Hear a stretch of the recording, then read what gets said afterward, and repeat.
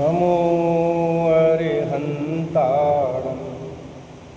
नमो सिद्धाणं नमो आयरीयाणं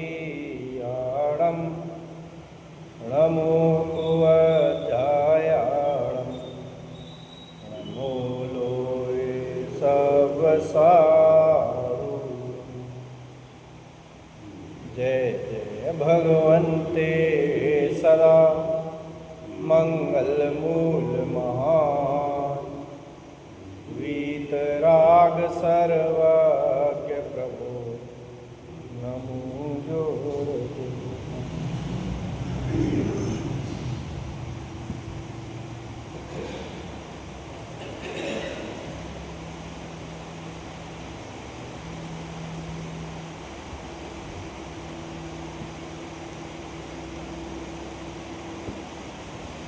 पद्मनंदी मुनिराज द्वारा रचित पद्मनंदी पंचविंशति ग्रंथ है।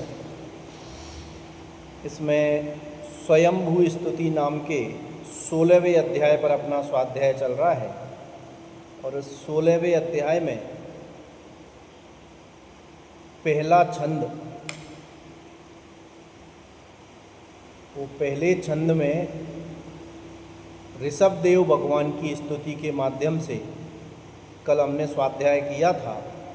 उसमें ऐसा कहा था कि स्वयंभू अर्थात स्वयं ही बोध को प्राप्त हुए जिस ऋषभ जिनेन्द्र ने प्रमाद के वश होकर अज्ञानता रूप कुएं में गिरे हुए जगत के प्राणियों का पर तत्व और आत्म तत्व के उपदेश से उद्धार किया है, उस आदि जिनेन्द्र की आराधना करना चाहिए। ये कहा था क्या कि जिनेन्द्र भगवान की, आदिनाथ भगवान की आराधना करनी चाहिए। कैसे हैं आदिनाथ भगवान? जिन्होंने जगत के जीवों का उद्धार किया है। क्या करके? स्वयं और पर के भिन्न भिन्न पने का शरीर आदि संयोग और आत्मा दोनों भिन्न भिन्न हैं, ऐसा समझाकर जो उपकार किया है वो आदिनाथ भगवान का उपकार है। इस विधि से जो जीवों का उद्धार करते हैं ऐसे आदिनाथ भगवान स्वयंभू हैं, स्वयं ही प्रबोध को प्राप्त हुए हैं, इसलिए उनकी आराधना करनी चाहिए। ऐसा पहले छंद में कहा था। अब दूसरा छंद कहते हैं, देखिए, प्राणियों का संसार ही एक उत्कृष्ट शत्रु तथा रत्नत्रय ही एक उत्कृष्ट मित्र है। इनके सिवाय दूसरा कोई शत्रु अथवा मित्र नहीं है।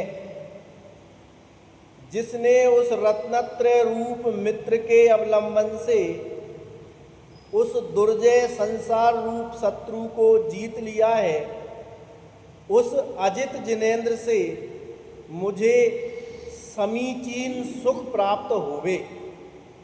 ये स्तुति है भगवान की। क्या? फिर से पढ़ता हूँ, क्या कहते हैं? प्राणियों का संसार ही एक उत्कृष्ट शत्रु है। जीवों का शत्रु कौन है? संसार, ये शत्रु है। और रत्नत्रय ही एक उत्कृष्ट मित्र है। और मित्र कौन है? सम्यक दर्शन ज्ञान चारित्र ही जीव के मित्र हैं और संसार वो जीव का शत्रु है। अभी ये लाइन ऐसी है, ये सोच के समझ के सारे राग द्वेष मिट जाएं, सब कर्तापना मिट जाए, ऐसी लाइन है कि नहीं है? हम तो समझ रहे हैं ये शत्रु है, इसने बुरा किया, मौका मिलेगा तो छोड़ूंगा नहीं, और मैं ऐसा करूंगा, और उसने मेरे साथ ऐसा किया था, और उसने ऐसा किया था, हम तो यही समझ रहे हैं। ये कह रहे हैं कि संसार शत्रु है। अब एक व्यक्ति अकेला नहीं, कोई 4 व्यक्ति अकेले नहीं, पूरा संसार ही शत्रु है। और उसमें कौन शामिल होंगे लल्लू चाचा? ये अभी कौन है, क्या पोलैंड एक देश है, पोलैंड देश है ना एक, यूक्रेन के साथ में। अभी अपन तो जानते ही नहीं है किधर है, कौन है, उसका प्रधानमंत्री राष्ट्रपति कौन है, जानते ही नहीं है। तो वो हमारा शत्रु है क्या? उससे तो हमारा कोई लेना देना ही नहीं है। उस पे शत्रुपना घटित नहीं करना तो नहीं, हम उनसे तो हम मानते ही नहीं है। तो कौन है शत्रु? वो हमारे पड़ोसी ने वो ऐसे कर दिया था, वो शत्रु है। हाँ, वही निकटतम होता है ना शत्रु। संसार भ्रमण शत्रु है, लेकिन हम क्या मानते हैं? सच्चाई तो ये है कि संसार का परिभ्रमण वो दुख का कारण है, लेकिन ऐसा हम क्या मानते हैं? हम तो ये माने बैठे हैं कि इसने बुरा किया है, इसने बुरा किया है, ये बुरा करता है, ये दुखी करता है, हम तो यही माने बैठे हैं। तो ये कह रहे हैं कि कोई शत्रु नहीं है दुनिया में, कोई दूसरे व्यक्ति ने, कोई दूसरे द्रव्य ने तेरा कुछ नहीं बिगाड़ा। तो कौन है शत्रु? कह रहे हैं सबसे बड़ा शत्रु संसार है। संसार है माने ये पूरे विश्व है, वो विश्व को मैं पना मानकर तू जो उसमें रम रहा है, वो तेरा शत्रु है पूरा, पूरे संयोग। हाँ, असल में तो मिथ्यात्व ही है, उसी के कारण से परिभ्रमण होता है। यही तो मिथ्यात्व है कि दुख तो है अपने अज्ञान से और मानता है दुनिया के कारण से। तो कह रहे हैं सबसे बड़ा शत्रु कौन? संसार। चार गतियों में परिभ्रमण, दुख का कारण तो ये है, शत्रु तो ये है। और मान किसको रहे हैं? संसरति इति संसारा। जो चार गतियों में परिभ्रमण है वो संसार है और वो ही शत्रु है। हाँ, उसमें आता है, अभी पढ़ेंगे अपन संसार भावना। तो ये तो पहले हमारे दिमाग में ये बात बैठनी चाहिए कि शत्रु मतलब कोई ने हमारा पैसा छीन लिया, कोई ने हमें गाली दे दी, कोई, इसका नाम शत्रु नहीं है। तो शत्रु कौन है? कि ये संसार जीव का सबसे बड़ा शत्रु है। अब संसार मतलब क्या? संसार माने चारों गतियों में परिभ्रमण, उसका नाम संसार है। संसरति इति संसारः, ऐसा शास्त्र का वाक्य है।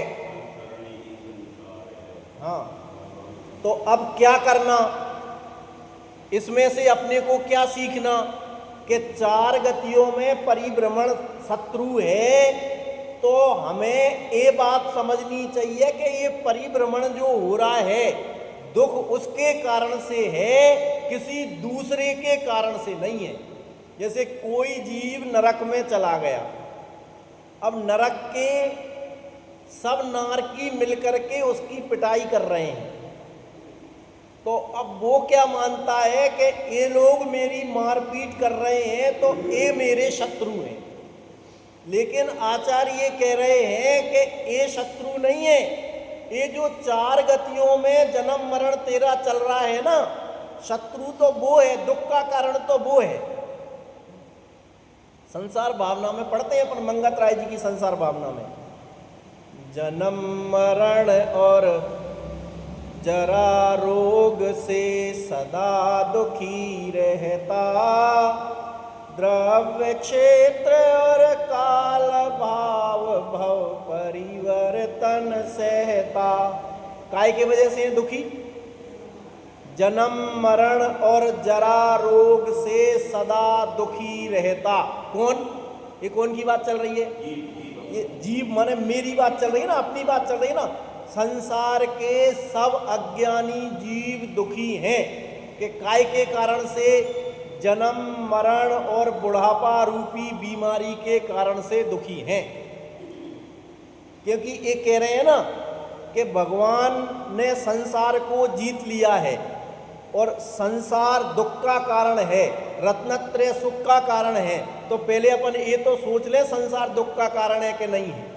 हम तो ये समझे बैठे हैं कि संसार सुख का कारण है, जितने संयोग होंगे उतना सुख, जितना पैसा होगा उतना सुख, जितनी मान प्रतिष्ठा होगी उतना सुख, हम तो ये माने बैठे हैं। जितनी मेरी चलती होगी उतना सुख, हम तो यही माने बैठे हैं।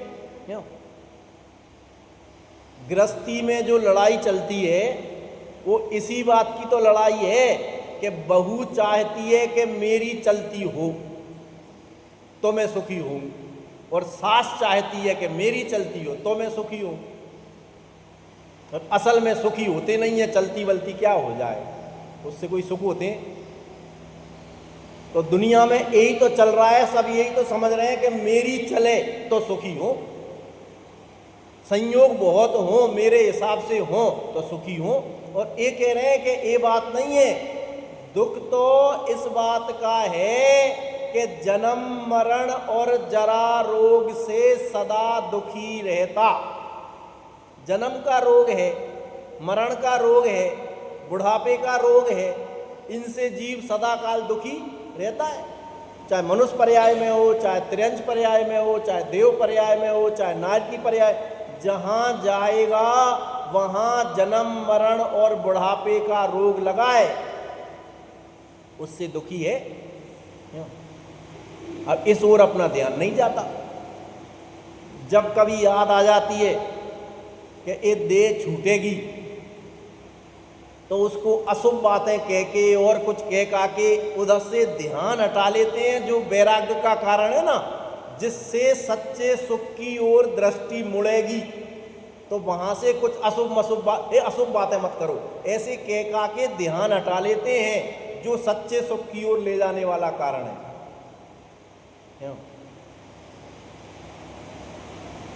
अब जरा याद आ जाती है तो डर सा लगता है कि नहीं लगता? मरण माने सारे संयोग छूटेंगे और फिर से जन्म होगा, फिर बुढ़ापा आएगा, फिर मरण होगा। इससे संसार का कोई जीव प्राणी बच सकता है क्या? ऐसा ही संसार में अनादि काल से चल रहा है और अनंत काल तक अज्ञान दशा में ऐसा ही चलेगा। तो दुख किस बात का है? जन्म मरण और जरा रोग से सदा दुखी रहता, और द्रव्य क्षेत्र अरुकाल भाव भव परिवर्तन सहता। पंच परावर्तन निरंतर संसार में चल रहे हैं। पंच परावर्तन माने द्रव्य परावर्तन, क्षेत्र परावर्तन, काल परावर्तन, भव परावर्तन और भाव परावर्तन। ये क्या है? भाव भी चल रहे हैं, भाव भी चल ही रहा है, भव तो है ही, द्रव्य परावर्तन भी चल ही रहा है, द्रव्य परावर्तन भी प्रतिजन चल रहा है। हमें समझ में नहीं आ रहा, ये परमाणु बदल रहे हैं कि नहीं? शरीर के बदल जाते हैं संयोग। क्षेत्र परावर्तन भी चल रहा है। अभी यहाँ बैठे हैं, 5 मिनट बाद दुकान पे चले जाएंगे, फिर घर पे चले जाएंगे, फिर बस स्टैंड पे चले जाएंगे, परावर्तन भी चल ही रहा है। सब परावर्तन, काल परावर्तन भी चल ही रहा है, सब परावर्तन चल रहे हैं। तो पंच परावर्तन चल रहे हैं, और वो पंच परावर्तन का मतलब है जैसे द्रव्य परावर्तन माने संसार के जितने द्रव्य हैं, जितने पदार्थ हैं, वे सब पदार्थों का संयोग इस जीव को मिल गया। क्या इसको छूट के ए चला गया, इसमें से छूट के ए चला गया, इसमें से छूट के ए चला, सब द्रव्यों का संयोग मिल गया। लेकिन मिलती आकुलता, ये हाथ में आकुलता आती है, शांति नहीं आती। क्षेत्र परावर्तन मतलब सब क्षेत्र में पैदा हो गया ये जीव, कोई जगह बाकी नहीं बची। छोटे से छोटा जितना जीव का आकार हो सकता है उस शरीर में भी गया है, और बड़े से बड़ा अवगाहन जितनी हो सकती है उस शरीर में भी गया है। लेकिन वो शरीर छोटा बड़ा होने से, क्षेत्र के बदलने से जीव को सुख नहीं आता, फिर भी आकुलता ही हाथ में लगती। हम क्या समझते हैं, देखो कि अभी अपने देवरी में अपन जहाँ रहते हैं ना, कि हमारी वाली कॉलोनी में ये बहुत समस्या है इस चीज़ की, वो कॉलोनी बहुत अच्छी है, वहाँ चले जाएं तो बड़ा शांति मिले। फिर देवरी से बाहर की सोचने लगे, गांव में रहते हैं ना, तो यहाँ गांव में थोड़ी सुविधाएं कम रहती हैं। कोई बड़े शहर में रहते ना तो वहाँ सुविधाएं बहुत होती, सुखी हो जाते। फिर भारत में रह रहे हैं ना, यहाँ लोग सिस्टम से नहीं रहते हैं।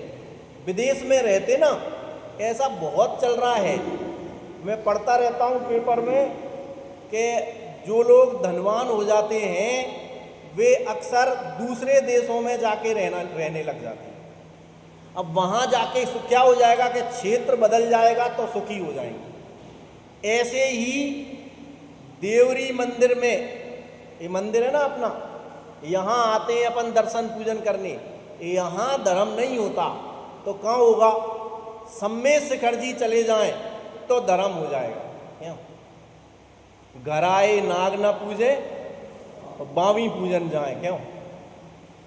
घर में मंदिर है तो वहाँ तो दर्शन करने पूजन करने जाए नहीं, वहाँ तो बैठ के शांति से स्वाध्याय करें नहीं, और शिखर जी जाके धर्म करेगा क्योंकि वहाँ क्षेत्र में धर्म है। अमेरिका जाके सुख से रहेगा क्योंकि क्षेत्र में सुख है, ऐसा मानता है अज्ञान में। ये कह रहे हैं द्रव्य, क्षेत्र, काल, भव और भाव सब प्रकार के परिवर्तन जीव ने किए हैं अनंत बार, लेकिन इसको सच्चे सुख की प्राप्ति नहीं हुई। ये ऐसे ही परिवर्तन करते हुए जीव संसार में निरंतर दुखी बना रहता है। अपन तो कई बार चर्चा कर चुके हैं, 6 डाला में तो अपन पढ़ते हैं ना, पहली डाल में काय का वर्णन है? चारों गतियों के दुखों का ही वर्णन है ना, संसार के दुखों का पहली डाल में। 6 डाला की पहली डाल में ये वर्णन है, ये विस्तार से समझाया है पंडित दौलत राम जी ने कि संसार में कहीं भी सुख नहीं है। नरक में तो पूरी दुनिया दुख मानती है, त्रियंच गति में कीड़े मकोड़ों में जाके देख लो, सबको दिख रहा है प्रत्यक्ष दुख है। अब 2 गतियां बच गई, एक देव गति और एक मनुष्य गति। तो ये जरूर लोग मानते हैं कि देव गति में तो सुख है, वैकृतिक शरीर होता है, वहां बुढ़ापा नहीं आता, बीमारी नहीं आती। कहाँ? देवगति में एकदम सुंदर शरीर और एकदम स्वस्थ शरीर, वहां कोई दुख नहीं होगा, ऐसा मानते हैं। और उनकी ये अवस्था देखकर दुनिया में ज्यादातर लोग तो उन्हें पूजनीय मानते हैं। उन्हें भगवान मानकर पूज रहे हैं ज्यादातर लोग। तो वे समझते नहीं है देव एक देवगति के भी होते हैं और एक देव का मतलब भगवान भी होते हैं जो मोक्ष में विराजमान है। दोनों को देव नाम देते हैं, लेकिन जो देवगति के देव हैं वे भगवान नहीं है, वे तो हमारे तुम्हारे जैसे हैं। और वहां देवगति में भले ही शरीर में बीमारियां नहीं होती, लेकिन वहां भी सुरगति में पर संपत्ति देखे राग उदय दुख होई, ऐसा लिखा है।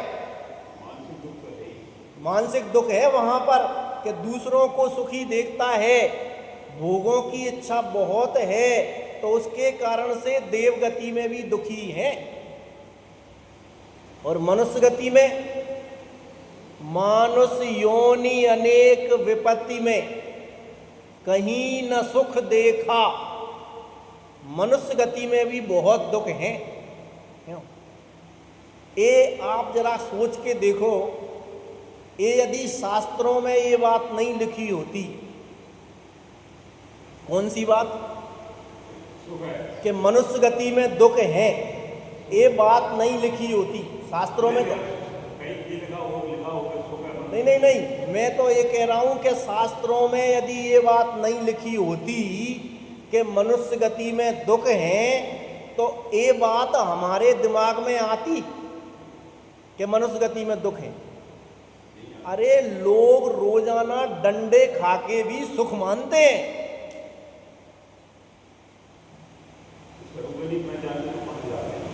अब जरा गौर करेंगे तो समझ में आता है कि बात तो सही है। मनुष्य गति में 24 घंटे दुख हैं, एक क्षण के लिए भी सुख नहीं है। बस कभी कदाचित हमने सोचा वो हो जाता है तो ऐसा लगने लगता है कि ये सुख है। मैं तो इसको ऐसा कहता हूं कि ये संसार में जो हमें सुख सा लगता है ना, वो ऐसा सुख है कि 1 किलोमीटर से एक कंधे पे 50 किलो का कट्टा रख के अपन चल रहे थे और फिर कंधा दर्द करने लग गया तो इधर से उतार के अपन ने इधर रख लिया तो कितना वजन कम हो गया? उतना का उतना ही है ना वजन तो, लेकिन 1 मिनट के लिए ही सही, लेकिन ऐसा लगता है अब ठीक है। बस इतना ही सुख है संसार में। कितना है? नहीं, लगता है। 101 डिग्री की जगह 100 डिग्री हो गया। हाँ, 100 डिग्री होके ऐसा मान लो ऐसे, लेकिन वो तो उदाहरण, ये तो आचार्य तो ये कह रहे हैं वो केवल उदाहरण ही है, वो सटीक नहीं बैठता, क्योंकि 101 की जगह 100 भी हुआ कहाँ है? अंदर का राग तो वैसा ही पड़ा है ना, भोगों की वांछा। वो दुख असल में संसार की व्यवस्थाओं का नहीं है, दुख तो असल में अंदर के राग का है। तो संसार में चारों गतियों में दुख है, और जिस गति में हम हैं मनुष्य पर्याय में, उसमें भी आचार्य कहते हैं अत्यंत दुख है। वो दुख हमें दुख से नहीं लगते, तो ये मनुष्य गति की व्यवस्था बनाने में ही हम अपना पूरा जीवन बिता देते हैं। इसलिए वे आचार्य ये बात याद दिलाकर कि संसार में दुख हैं, अपने को वहाँ से हटाना चाहते हैं ताकि हम सच्चे सुख की ओर आएं। जब तक हमें दुख नहीं लगेगा संसार में, तब तक सच्चे सुख की ओर क्यों जाएंगे? तो पहले तो हमें ये समझ में आए कि संसार में दुख है। अब उसके लिए हमें वैराग्य भावना पढ़नी पड़ेगी। मानुष योनि अनेक विपत्ति में कहीं न सुख देखा, ये जो हमने पढ़ा ना 12 भावना में, ऐसी की ऐसी वैराग्य भावना लिखी है ना भूधरदास जी ने। उसमें भी उन्होंने चारों गतियों के दुखों का वर्णन किया है और वहाँ समझाया है कि चारों गतियों में कैसा दुख है।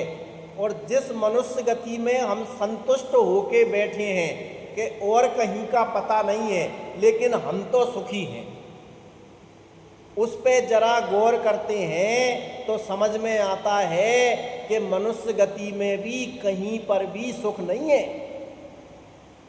उसमें उन्होंने लिखा है, कोई इष्ट वियोगी बिलखे, कोई अनिष्ट संयोगी, कोई दीन दरिद्री बिगुचे, कोई तन के रोगी। कोई इष्ट वियोगी बिलखे, ये मनुष्य पर्याय में भी कोई तो इष्ट के वियोग में दुखी हैं। इष्ट माने अपने प्रिय व्यक्ति या प्रिय वस्तु के वियोग में, दूर हो जाने के दुख में दुखी हैं। कैसे? अपनी प्रिय वस्तु छूट गई, इसके दुख में दुखी है कोई। तो कोई दुखी है कि सब दुखी हैं? बताओ, प्रिय वस्तु कौन की नहीं छूटी? प्रिय व्यक्ति कौन का नहीं छूटा? सबके छूटते हैं। अब केवल समस्या इतनी है कि हमारी ऐसी आदत हो गई, एक छूटी और दूसरी कोई चीज़ मिली तो उसके वियोग को भूल जाते हैं और इसके संयोग में खुशी मना, बढ़िया बढ़िया बढ़िया बढ़िया, और वहाँ दुखी थे उसको भूल गए, अब इसमें लग गए। फिर ये छूटेगी तो इसको रो लेंगे, फिर दूसरी में लग जाएंगे। लेकिन लगे यहीं रहेंगे जो रुलाएंगे, जो रुलाए नहीं उसमें नहीं लगना चाहते। जहां शांति आए उसमें नहीं लगना चाहते। तो कोई इष्ट वियोगी, कोई अनिष्ट संयोगी, अनिष्ट के संयोग में दुखी है। अब अनिष्ट के संयोग में कोई कोई दुखी है कि सभी दुखी है? कुछ ना कुछ अनिष्ट का संयोग तो सबको ही है ना। मैं कह रहा हूं दूर जाने की क्या जरूरत है कि यूक्रेन पर रूस ने आक्रमण कर दिया, कि इंडिया पे पाकिस्तान आतंकवादी भेज देता है। इतनी दूर जाने की क्या जरूरत है? सब अपने अपने परिवारों में नजर दौड़ा लो ना।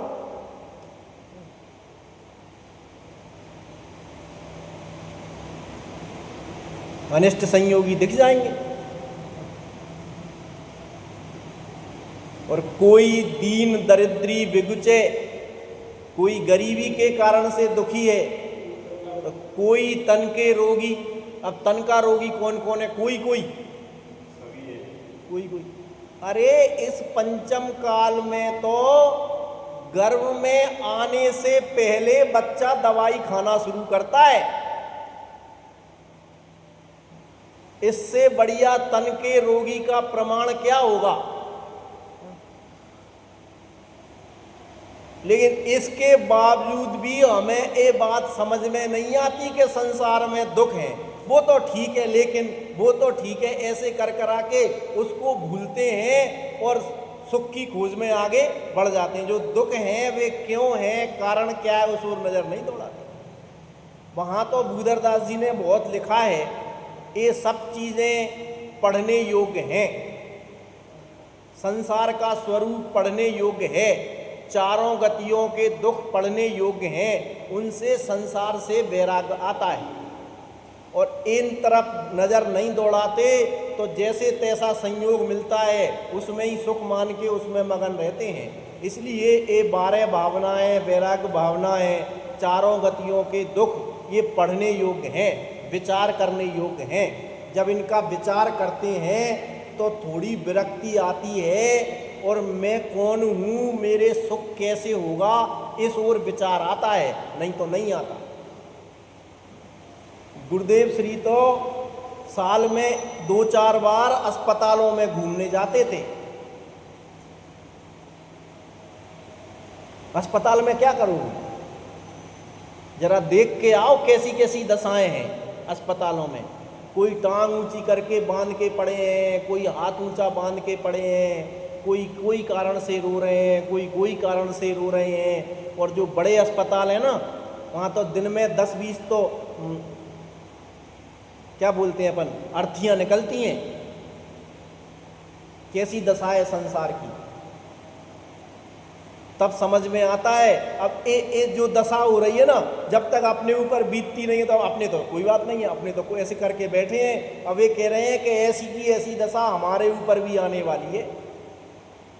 स्टोक देश में आया या समाधि तंत्र में आया कि जंगल में, पूरे जंगल में आग लग गई और एक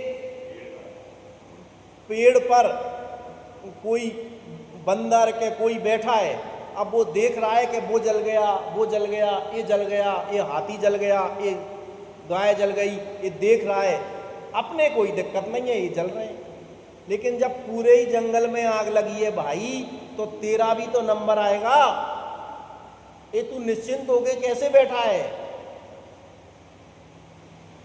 तेरे पे भी तो यही संकट आने वाला है। ऐसा चारों गतियों में परिभ्रमण का दुख प्रत्येक अज्ञानी जीव को है। ऐसा दुखमयी संसार है ये। तो कह रहे हैं कि इस दुनिया में प्राणियों का सबसे बड़ा शत्रु कौन है? संसार। अब आचार्य ये कह रहे हैं कि ये असल में ये 4 गतियां संसार नहीं है। एक 12 भावना में ऐसा लिखा, संसार भावना में, कि अरु संसार भावना ए पर द्रव्यंते तजो सने। सच्ची संसार भावना तो ये है कि पर पदार्थों से स्नेह छोड़ो और पंडित जयचंद जी छाबड़ा ने संसार भावना में ऐसा लिखा है कि परद्रव्यंते प्रीत जो है संसार अबोध, ताको फल गति चार में भ्रमण कहो श्रुत शोध। कि संसार किसको कहते हैं? ये चार गतियों का नाम संसार नहीं है। परद्रव्यों में जो प्रेम पड़ा है, जो राग पड़ा है, असल में इसी को संसार कहते हैं। इस अज्ञान का नाम कि शरीर मेरा है, ये मेरे लिए सुख का कारण है, ये संयोग मेरे हैं, इनमें से मुझे सुख आता है, इस राग का नाम, इस अज्ञान का नाम संसार है। और इस राग और अज्ञान का फल है जो चार गतियों में परिभ्रमण होता है। इसलिए असल में प्राणी का सबसे बड़ा शत्रु मिथ्यात्व है, अज्ञान है, राग द्वेष के परिणाम है। शत्रु कौन है? शत्रु कौन है? राग द्वेष के परिणाम, मिथ्यात्व का परिणाम, ये जीव का शत्रु है।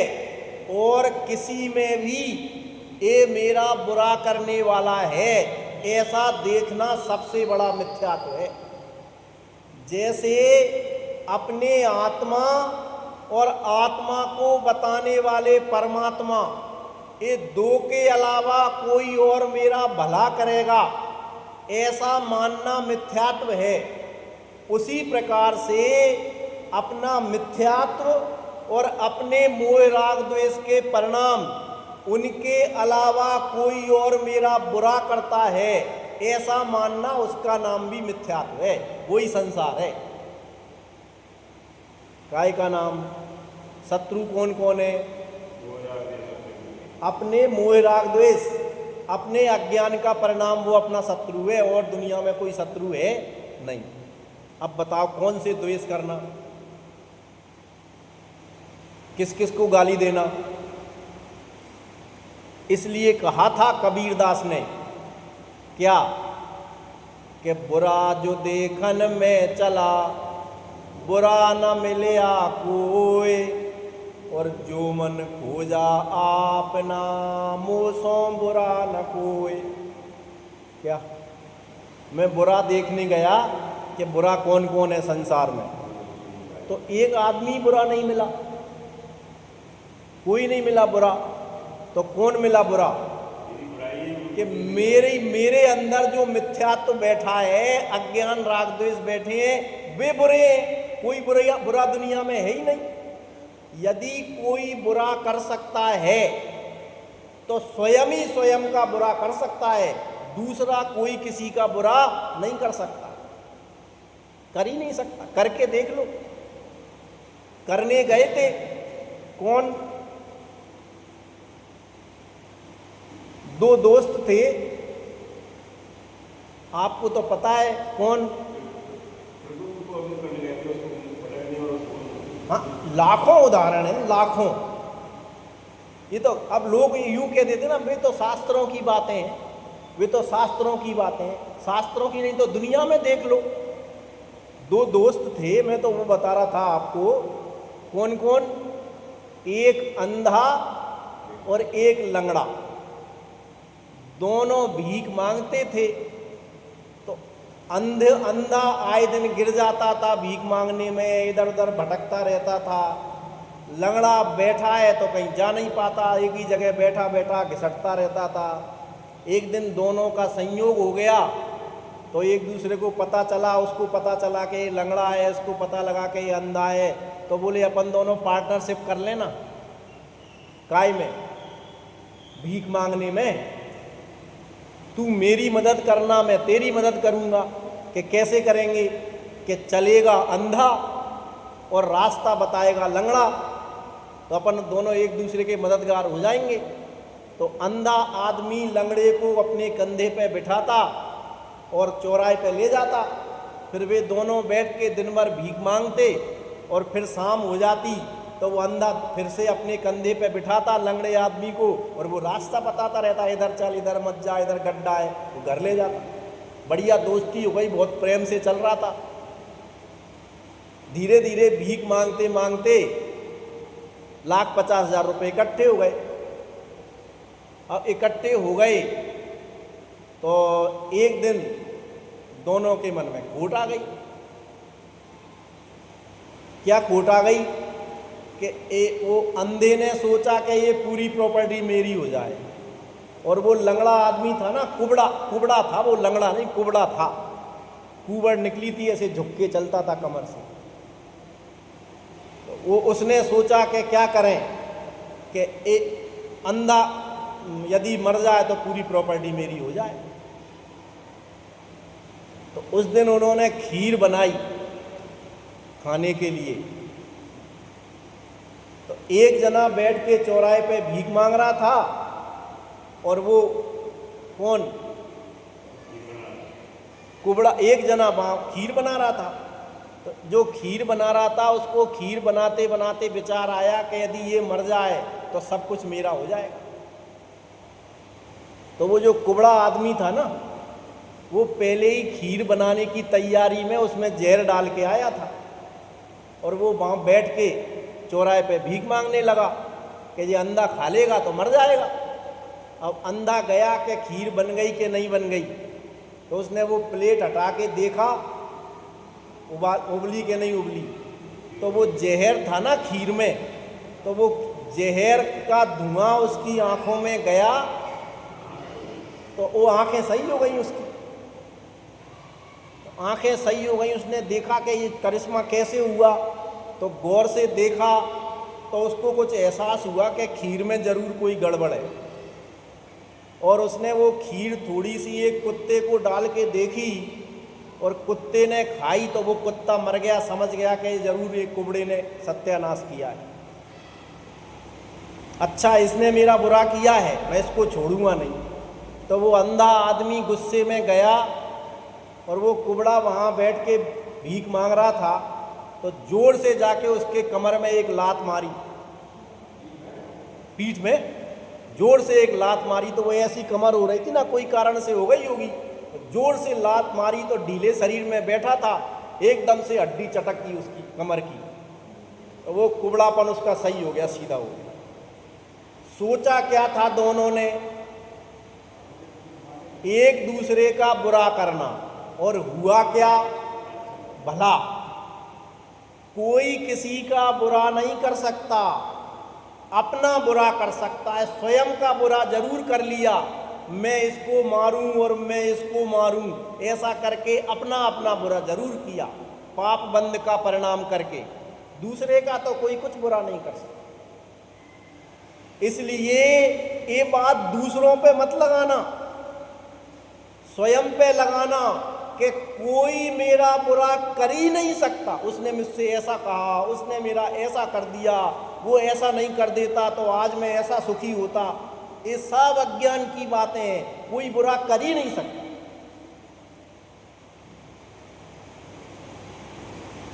तो क्या करें कि भैया असल में तो जीव का, प्राणी का सबसे बड़ा शत्रु संसार है, और संसार माने अपने अंदर बसा मिथ्यात्व, अपने अंदर के मोह राग द्वेष के परिणाम, वे ही हमारे शत्रु हैं, दूसरा कोई शत्रु नहीं है।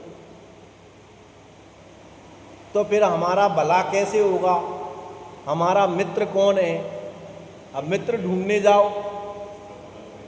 लल्लू चाचा ये कह रहे हैं भगवान भी नहीं है सच्चे मित्र। ये कह रहे हैं सम्यक दर्शन ज्ञान, अपनी सच्ची समझ, अपनी सच्ची श्रद्धा, अपनी सच्ची समता भाव, वो हमारा मित्र है।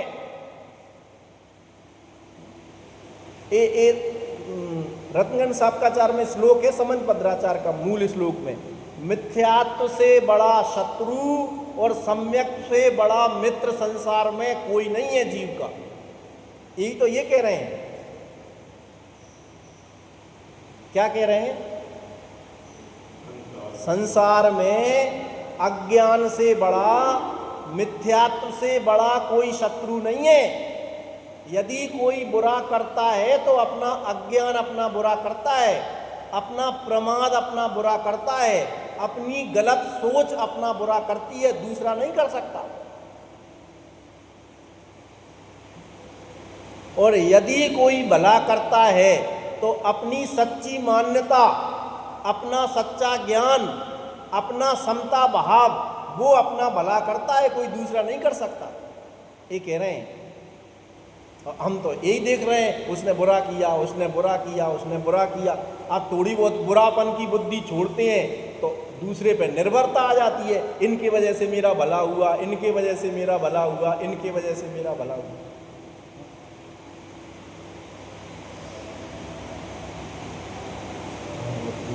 तो ये भजन बना लिया हमने कि करते हो तुम कन्हैया, मेरा नाम हो रहा है, सब तुम्हारी कृपा से होता है। तो उसने कहा कन्हैया, तो हमने कह दिया महावीर, करते हो तुम महावीर, मेरा नाम हो रहा है, तुम मेरा भला करते हो, ये मेरी दुकान चल रही है, बेटा बेटी सब हो रहा है, वो भला महावीर भगवान तुमने किया है, और मेरा तो वैसे ही नाम हो रहा है कि मैं बड़ा, मैं बड़ा। हमने माँ ये नाम।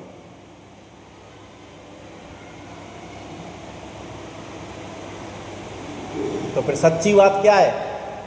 सच्ची बात ये है कि कोई किसी का बुरा भी नहीं कर सकता और कोई किसी का भला भी नहीं कर सकता। तो फिर ये सब जीव संसार में दुखी हैं, वे कोई की वजह से नहीं है, बुरा नहीं करता तो कोई के वजह से नहीं है, स्वयं के वजह से दुखी हैं। अपना अज्ञान, अपना मिथ्यात्व, अपने राग द्वेष वे दुख के कारण है, वे शत्रु हैं। थोड़ी देर के लिए तो शांति मिलनी चाहिए। जब ये बात समझ में आई तो लल्लू चाचा, जब अपन सोचेंगे ये इतनी बातें सब आचार्य कह रहे हैं, ये पद्मनंदी महाराज कह रहे हैं, रत्नगर साहब का आचार्य में समंत भद्राचार्य ने कहा, दूसरे ग्रंथों में जाएंगे तो वहाँ कह रहे हैं, तो ये सब आचार्य कह रहे हैं। इसका मतलब कोई और ने मेरा बुरा नहीं किया, मैं अपना ही स्वयं ही अज्ञान से अपना शत्रु हो रहा हूँ।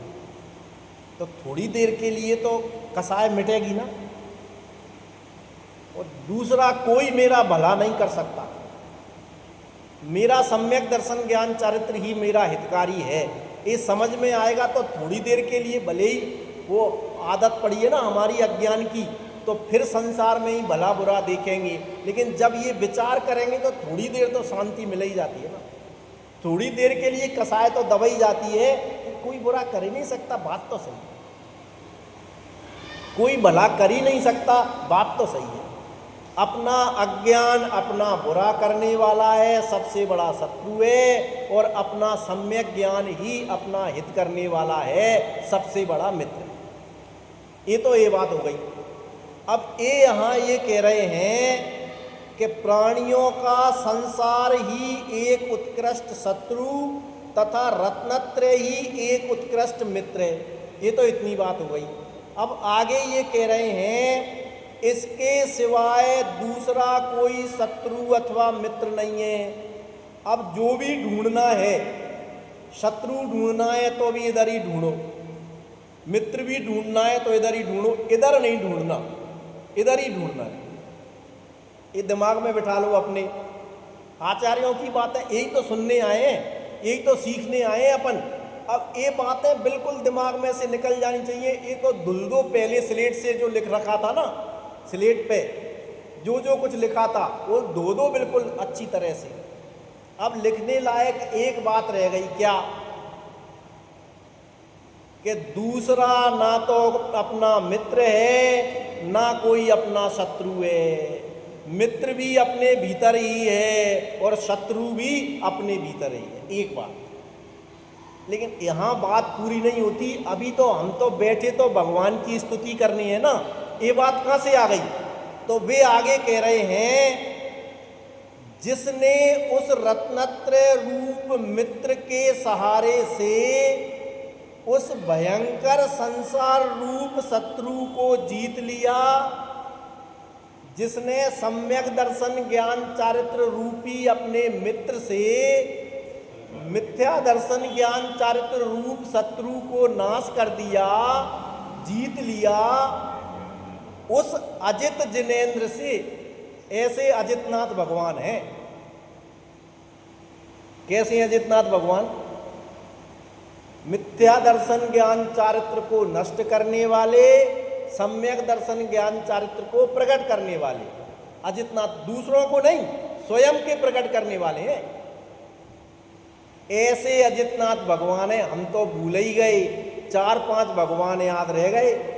कौन कौन से?